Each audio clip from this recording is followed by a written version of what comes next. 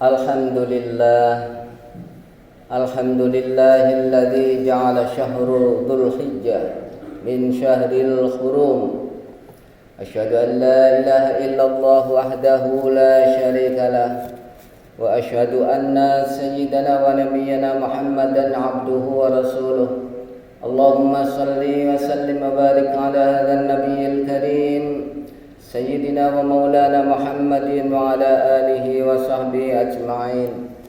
Amma ba'du, fa ya ayyuhal hadirun rahimakumullah, usi nafsi wa iyyakum bitaqwallah, faqad fazal muttaqun. Qad qala Allah ta'ala, ya ayyuhalladzina amanu taqullaha wa qulu qawlan sadida yuslih lakum a'malakum wa yaghfir lakum dhunubakum wa man yuti'illaha wa rasulahu faqad faza fawzan 'azima. Shadaqallahul 'azim.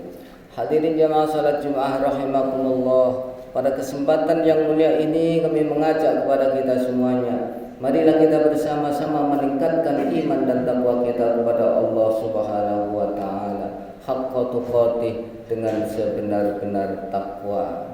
Hadirin, bulan Dzulhijjah identik dengan bulan haji.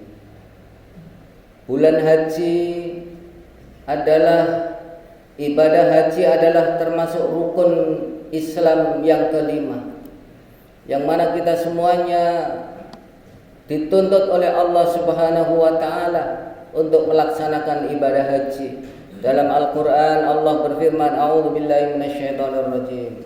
Walillahi 'alan nasi hajjul baiti man istata'a ilaihi sabila.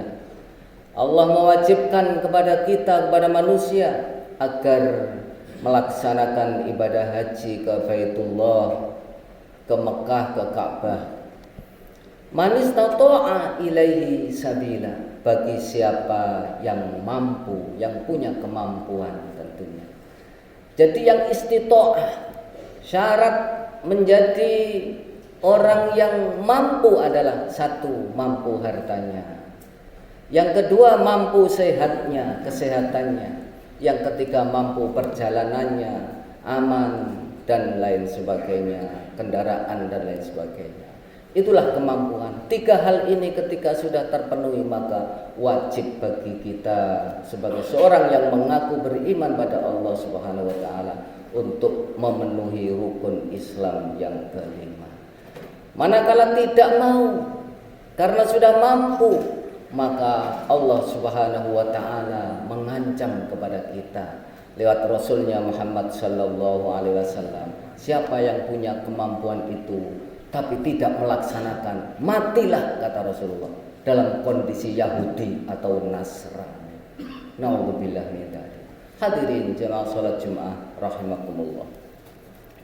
Di dalam Dzulhijjah ada ibadah kurban, menyembelih hewan kurban. Yang mana kita tahu bahwa menyembelih ibadah kurban atau menyembelih kurban itu hukumnya adalah sunnah muakkadah. Jumhur ulama memberikan hukum sunnah muakkadah, sunnah yang sangat dianjurkan.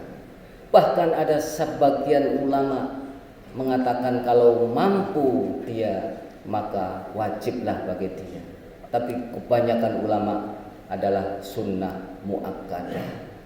Hadirin rahimakumullah, tentu ini juga diancam oleh Rasulullah sallallahu alaihi wasallam. Manakala kita sudah punya kemampuan ini, para hadirin, perlu diketahui bahwa bukan seumur hidup sekali, tapi setiap tahunnya ada kelonggaran, ada kemampuan, maka disunnahkan kita untuk berkorban.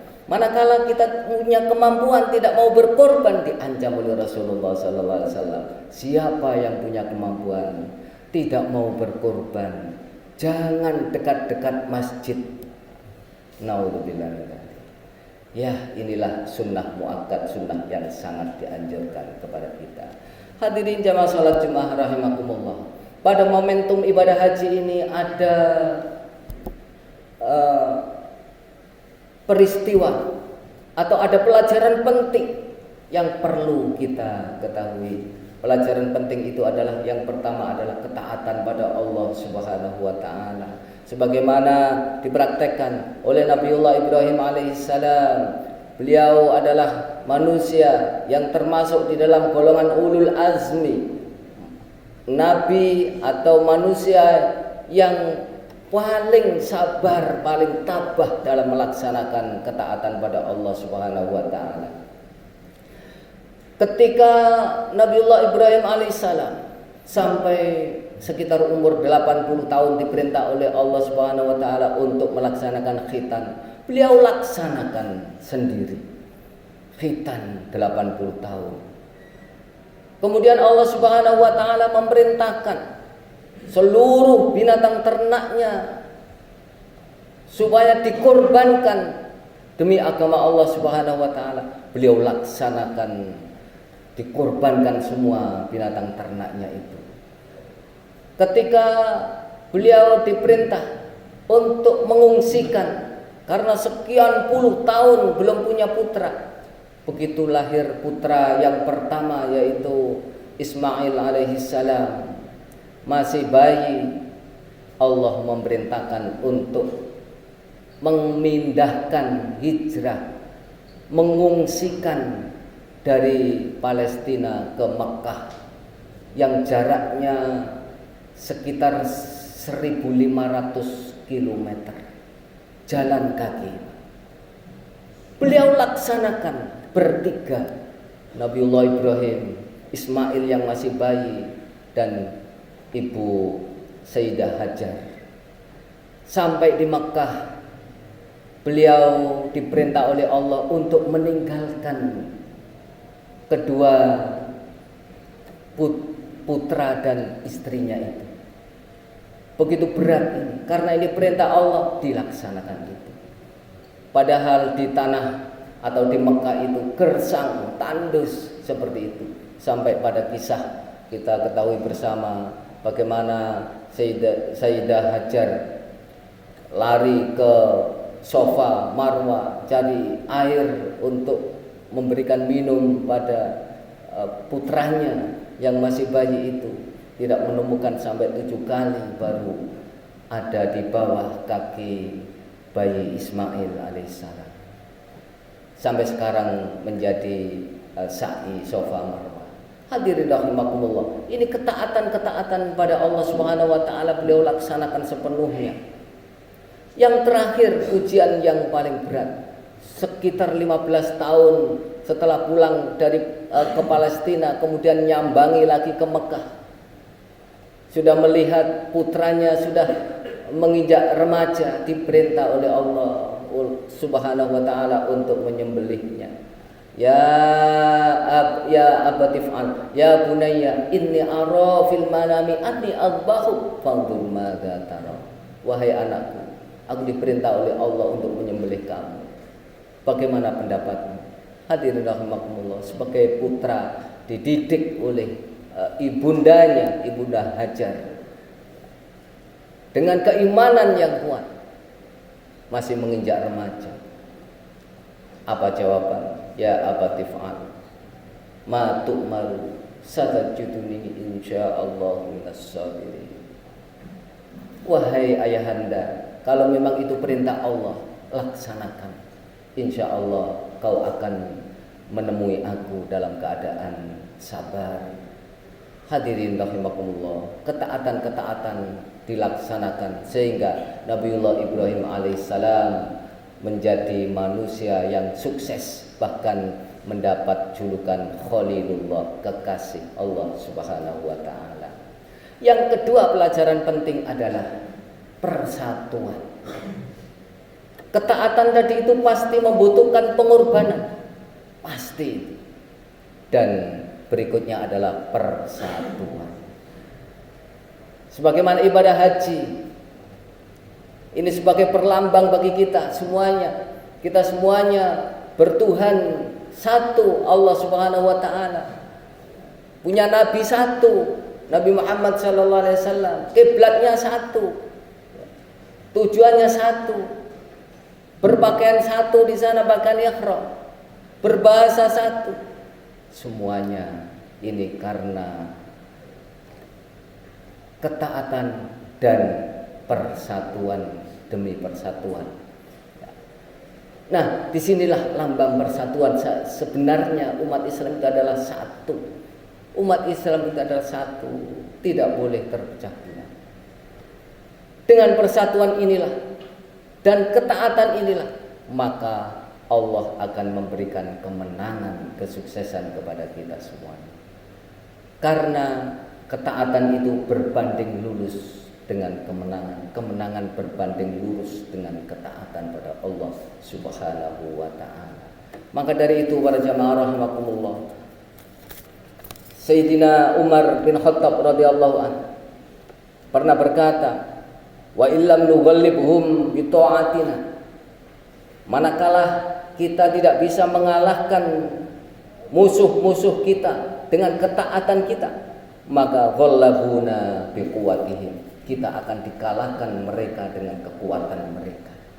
Jadi sebenarnya kemenangan itu bukan karena jumlah dan bukan karena kekuatan sebenarnya, tapi karena ketaatan kita kepada Allah, kepatuhan kita kepada Allah Subhanahu wa taala. Sebagaimana Rasulullah sallallahu alaihi wasallam dan para sahabat dulu, bagaimana ketika perang Badar mau diserang orang-orang kafir, jumlahnya umat Islam hanya sekitar 300 melawan 1000 orang. Maka Allah memberikan kemenangan kepada umat Islam karena ketaatan pada Allah SWT. Demikian juga peristiwa-peristiwa yang lain banyak sekali. Kam min fi'atin qalilatin ghalabat fi'atan katsiratan biidznillah. Banyak jumlah yang sedikit itu akan diberikan kemenangan oleh Allah Subhanahu wa taala dengan izin Allah Subhanahu wa taala. Hadirin jamaah salat Jumat rahimakumullah. Karena itu kita sebagai umat Islam, kita berusaha untuk menjadi manusia yang taat, patuh kepada Allah Subhanahu wa taala, agar kita umat Islam ini diberi kemenangan. Jangan seperti yang pernah disinyalir oleh Rasulullah sallallahu alaihi wasallam. Rasulullah 1400 tahun yang lalu pernah mensinyalir itu. Nanti umat Islam bagaikan makanan yang dikeroyok oleh orang yang sedang kelaparan. Jadi makanan yang dikeroyok oleh orang yang sedang kelaparan. Pada saat itu umat Islam bagaikan buih, kata Rasulullah, terombang-ambing. Pada saat itu umat Islam tidak punya nyali. Tidak punya nyali. Dicabut oleh Allah Subhanahu wa taala kehebatannya. Musuh-musuh Islam tidak takut kepada umat Islam. Nampaknya saat ini telah tiba apa yang pernah disinyalir oleh Rasulullah SAW. Para sahabat tercengang dan bertanya pada Rasulullah, ya Rasulullah, apakah pada saat itu jumlahnya umat Islam sedikit ya Rasul? La bal hum katsir, kata Rasulullah. Justru mayoritas. Di Indonesia mayoritas, di dunia mayoritas. 2 miliar lebih. Sementara Israel itu cuma beberapa puluh juta. Tidak bisa bertindak apa-apa. Lemah sekali. Kenapa ya Rasulullah? Karena pada saat itu, kata Rasulullah, umat Islam sudah terkena penyakit al-wahn. Wa mal wahnu ya Rasulullah. Apa itu penyakit wahn ya Rasul? Qala, Rasulullah menjawab, hubbud dunya wa karahiyatul maut. Umat Islam sudah terjangkiti penyakit hubbud dunya, cinta kepada dunia, materialistis, kedonyan, lupa pada perjuangan agamanya Allah Subhanahu wa taala. Hadirin rahimakumullah, ini nampaknya terjadi di tengah-tengah kita. Mereka berlomba-lomba demi jabatan, tapi mereka menjual dengan harga murah ayat-ayatnya Allah Subhanahu wa taala. Karena itu Allah Subhanahu wa taala mengingatkan kepada kita di dalam surat Al-Baqarah ayat 174. A'udzubillahi minasyaitonir rajim.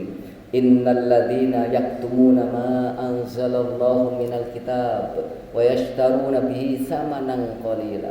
Sesungguhnya orang-orang yang menyembunyikan ayat-ayatnya Allah, menyembunyikan mereka demi menjual ayat-ayat Allah dengan harga yang murah.